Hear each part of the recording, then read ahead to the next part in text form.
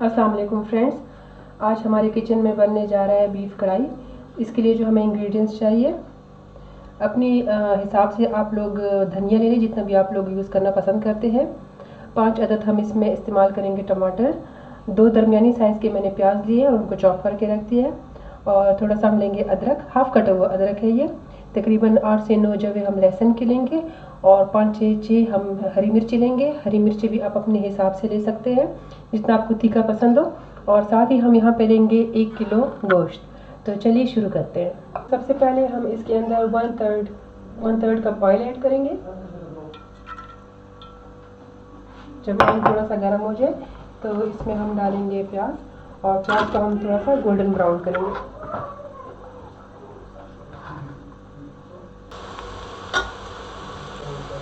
अच्छा, प्याज यहाँ पे गोल्डन ब्राउन हो चुका है।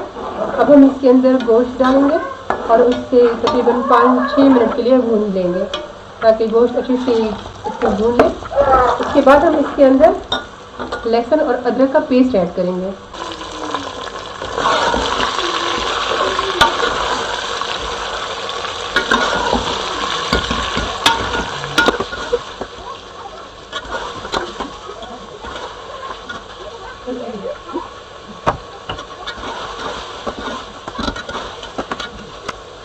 गोश्त हमारा अच्छे से भून चुका है।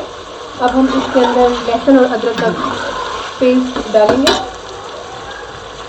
गोश्त के फ़ौरन बाद हम लहसुन और अदरक का पेस्ट इसलिए डालते हैं कि एक इससे टेस्ट बहुत अच्छा आता है, दूसरा इससे खुशबू बहुत अच्छी आती है गोश्त में से।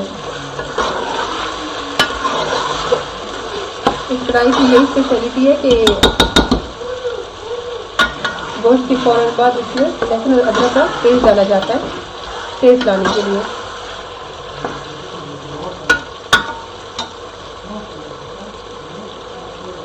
पाँच मिनट तक इसे अच्छे से भूनते रहें।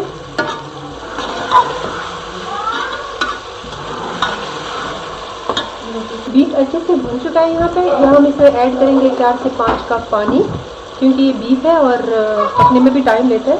इसके बाद हम प्रेशर कुकर को कवर करेंगे और इसे आधे घंटे के लिए पकने के लिए रख देते हैं।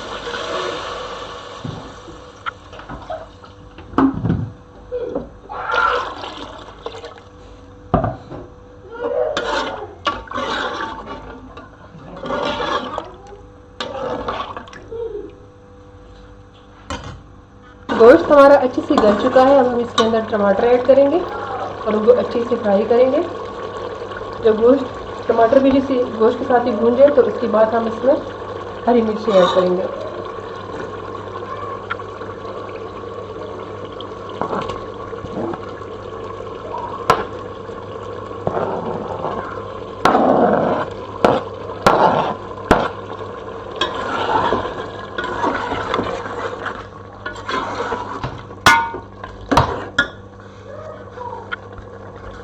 दो 3 मिनट तक इसको अच्छे से भूनने के बाद हम इसमें नमक और काली मिर्च ऐड करेंगे।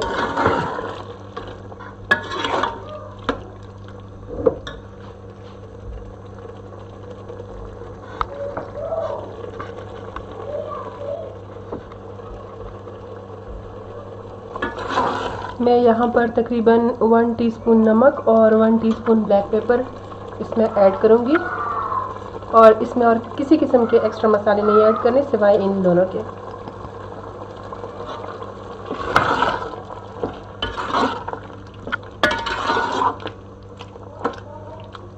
हम इसे 5 से 10 मिनट तक पकाएंगे ताकि टमाटर भी इसमें अच्छे से गल जाए। अब इसमें टमाटर अच्छे से गल चुके हैं और इसके अंदर हम हरी मिर्ची डालेंगे।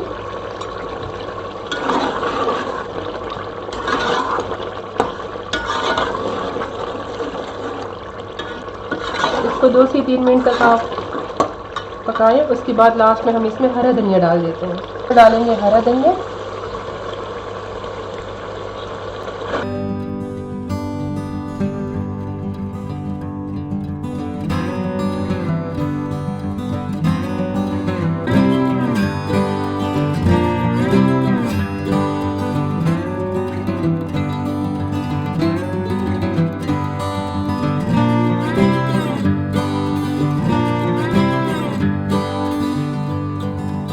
तो तैयार है मज़ेदार बीफ कढ़ाई।